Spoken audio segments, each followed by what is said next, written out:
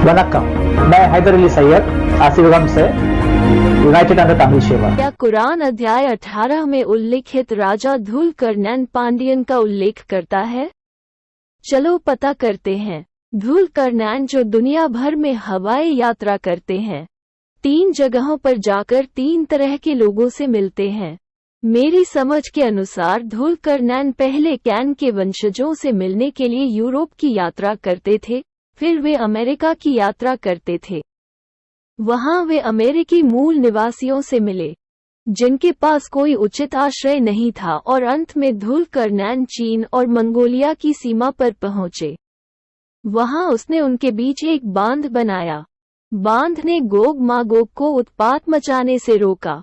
कुरान अध्याय 21 पद्य 96 से आयत 97 गोग मागोग के बारे में बात करता है, जो आएगा और अविश्वासियों को नष्ट कर देगा। याद रखें कि जिन लोगों ने अविश्वास किया और पैगंबर मोहम्मद के असीफगम के निमंत्रण को खारिज कर दिया, वे फारसी साम्राज्य थे। क्या आप जानते हैं कि मंगोलिया के चंगेज खान ने कोकेशियान बसने वालों की रीढ़ तोड़ दी, समरखान बुखारा और अन्य स्थानों को नष्ट कर दिया। कुरान अध्याय 21 पद्य 96 से पद्य 97 में गोग मागोग जनजातियों से चंगेज खा के बारे में भविष्यवाणी है। उसी गोग मागोग जनजाति को याद करें जो बांध बनाने वाले धूलकर्णैन के कारण बंद हो गए थे। कुरान अध्याय 18 आयत 83 से आयत 101 देखें। धूलकर्णैन नाम का ये राजा कौन है जिसने गोग मागोग को शरारत करने से रोकने के लिए बांध बनवाया था? कुछ विद्वानों का कहना है कि धूलकर्णैन फारसी राजा साइरस है, जबकि कुछ विद्वानों का कहना है कि धूलकर्णैन सिकंदर है। क्या हुआ अगर साइरस और सिकंदर धूलकर्णैन नहीं है? फिर सवाल आता है कि धूलकर्णैन कौन है? अरबी भाषा में धूलकर्णैन शब्द के 2 अर्थ हैं। वे इस प्रकार हैं। 1. धूलकर्णैन का अर्थ है 2 सींग। 2 सींग बैल को संदर्भित करते हैं। 2. अरबी भाषा में धूलकर्णैन का अर्थ होता है 2 पीढ़ियों का बादशाह। धूलकर्णैन की व्युत्पत्ति से यह स्पष्ट है कि साइरस और सिकंदर धूलकर्णैन नहीं है। धूलकर्णैन का अर्थ है 2 सींग जो बैल को संदर्भित करता है। बैल शिवन पांडियन का प्रतीक है। बैल पांडियन वंश का प्रतीक है। क्या कुरान में उल्लिखित धूलकर्णैन पांडियन को संदर्भित करता है जो हवाई मार्ग से दुनिया भर में यात्रा करता है? याद कीजिए 7000 ईसा पूर्व के आसपास राजा रावण की एक कहानी है जो हवाई यात्रा करता है। राजा रावण एक तमिल राजा। कुरान में धूलकर्णैन कहानी क्या ये राजा रावण और उसकी हवाई यात्रा के बारे में बात कर रही है? धूलकर्णैन के दूसरे अर्थ पर आते हैं, जिसका अर्थ है 2 पीढ़ियों का राजा। याद रखें धूलकर्णैन एक शीर्षक है जो बैल को संदर्भित करता है। बैल का प्रतीक पांडियन वंश का एक हिस्सा है। क्या ये राजवंश नूह की बाढ़ से पहले था? तमिल परंपरा के अनुसार पांडियन पृथ्वी पर भगवान के प्रतिनिधि थे जिन्होंने कुमारी कदम में पहला पांडियन संगम स्थापित किया था। संक्षेप में पांडियन कुमारी कदम के राजा थे। पांडियन राजवंश 2 पीढ़ियों के राजा थे, नूह की बाढ़ से पहले और नूह की बाढ़ के बाद। कुरान में उल्लिखित धूलकर्णैन पांडियन वंश को संदर्भित करता है। क्या कुरान पुरानी और नई पीढ़ी के बारे में बात करता है? आइए जानें। कुरान अध्याय 6 आयत 6 मानव जाति के इतिहास की याद दिलाता है, जहां अल्लाह ने नूह की बाढ़ से पहले कई पीढ़ियों को नष्ट कर दिया और नूह की बाढ़ के बाद एक नई पीढ़ी हुई जो पिछली पीढ़ी की तरह नहीं थी। मैं उद्धृत करता हूँ, क्या उन्होंने देखा नहीं कि हमने उनसे पहले कितनी ही नस्लों को हलाक कर दिया जिन्हें हमने जमीन पर करार दिया था, जिस तरह हमने तुमको कायम नहीं किया? और हमने उन पर आकाश से फुहार बरसाई और उनके नीचे नहरें बहा दी। फिर हमने उन्हें उनके गुनाहों की वजह से हलाक कर दिया और उनके बाद एक और नस्ल पैदा की। धूलकर्णैन के विषय पर आते हैं। धूलकर्णैन का अर्थ है 2 पीढ़ियों का राजा। दो पीढ़ियों की बात कर रहे हैं। पहली पीढ़ी आदम से नूह तक की है और नूह की जल प्रलय के बाद एक नई पीढ़ी। नूह की बाढ़ से पहले लोगों के दो समूह थे, एक बिना किताबों के लोग कैन के रक्त रेखा को संदर्भित करते हैं, अन्य लोग पुस्तक के लोग थे। पुस्तक के लोग पहले सिद्ध और उसके पंथियन को संदर्भित करते हैं। पहला सिद्ध एक ऐसा व्यक्ति जिसे भगवान ने कलम से शिक्षा दी और उसे सभी विषयों की जानकारी दी।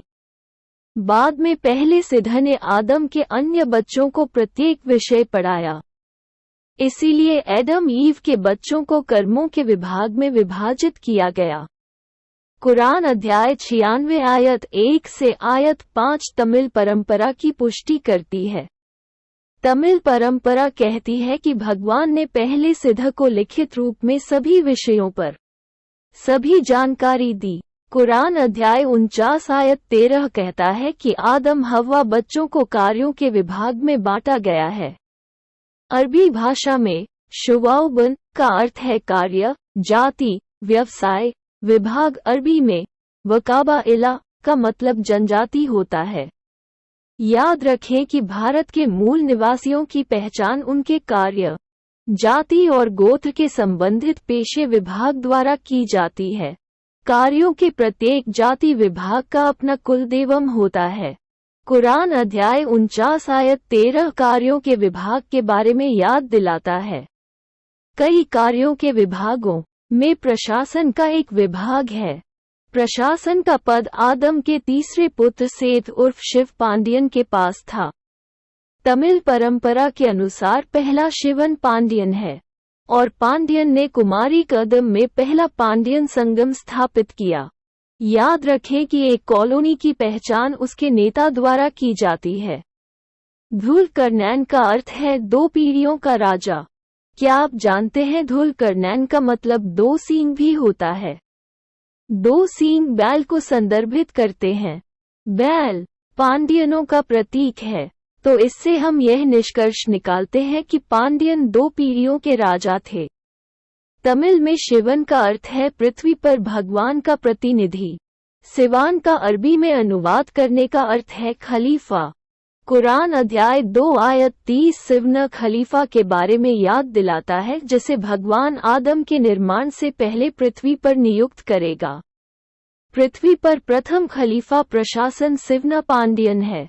मैं कुरान अध्याय 2 पद्य 30 उद्धृत करता हूँ और उल्लेख करो, हे मुहम्मद, जब तुम्हारे रब ने फरिश्तों से कहा, वास्तव में मैं पृथ्वी पर एक क्रमिक अधिकार बनाऊंगा, उन्होंने कहा, क्या तू उस पर उसे ठहराएगा जो उसमें बिगाड़ और खून बहाता है, जबकि हम तेरा गुणगान करते हैं और तुझे पवित्र करते हैं। अल्लाह ने कहा, वास्तव में मैं वो जानता हूँ जो तुम नहीं जानते। नोट: कई तथाकथित स्वघोषित मुस्लिम कहते हैं कि आदम खलीफा थे।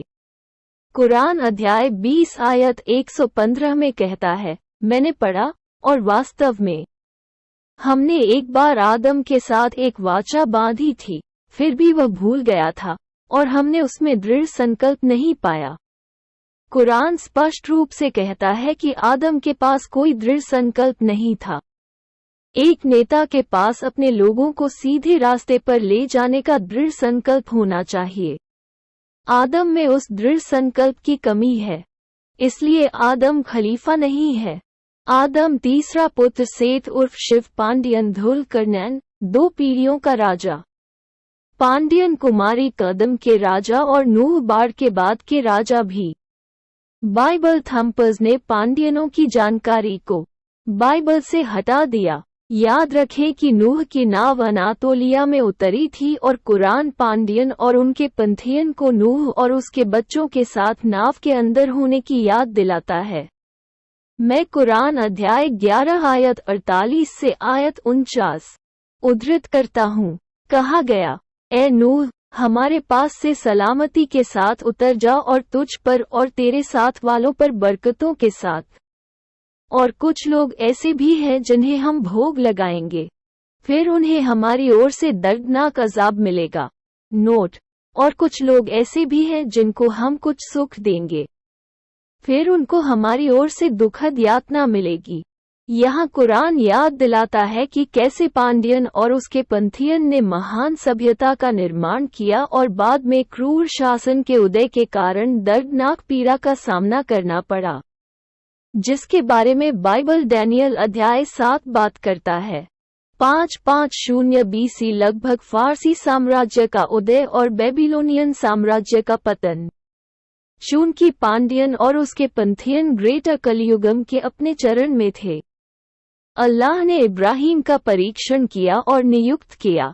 देखे कुरान अध्याय 2 आयत 124। याद करो जब इब्राहिम की उसके रब ने कुछ आज्ञाओं के साथ परीक्षा ली, जिसे उसने पूरा किया। अल्लाह ने कहा, मैं निश्चित रूप से तुम्हें लोगों के लिए एक आदर्श बनाऊंगा। इब्राहिम ने पूछा, मेरे वंश का क्या? अल्लाह ने उत्तर दिया, मेरी वाचा जालिमों के लिए विस्तारित नहीं है। याद रखें कि चंद्रमा के बंटवारे को देखकर तमिल चेरा राजा ने पैगंबर मोहम्मद को जवाब दिया और बाद में फारसी साम्राज्य के खिलाफ लड़ाई लड़ी।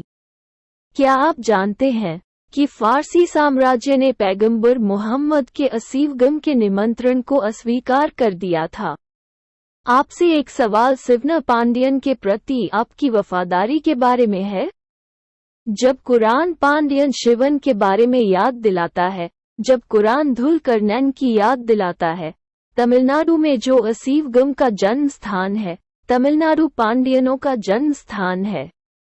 यहाँ हम देखते हैं कि हजारों मदरसा मौलाना कुरान की जानकारी को दबा रहे हैं, कुरान को याद दिलाने के बजाय जो पांडियन सिवान की याद दिलाता है। वे फारसी सिद्धांत की शिक्षा दे रहे हैं। असीवगम पुरोहित वर्ग के धार्मिक संगठन का मनोरंजन नहीं करता है। क्या तमिलनाडु को सभी पुरोहित पंथों के धार्मिक संगठन पर प्रतिबंध लगा देना चाहिए और असीवगम नामक जीवन के पहले सिद्ध मार्ग को फिर से स्थापित करना चाहिए? पेरियार ने मुस्लिम बनिया और हिंदू ब्राह्मणों से बने फारसी यहूदी सिंडिकेट का पर्दाफाश करके असीवगम का द्वार खोला। अब यह आप पर है कि असीवगम के जन्म स्थान पर सभी पुरोहित पंथों के धार्मिक संगठनों पर प्रतिबंध लगा दिया जाए। पुरोहित वर्ग के सभी धार्मिक संगठनों को ना कहें। Vanakkam, thank you.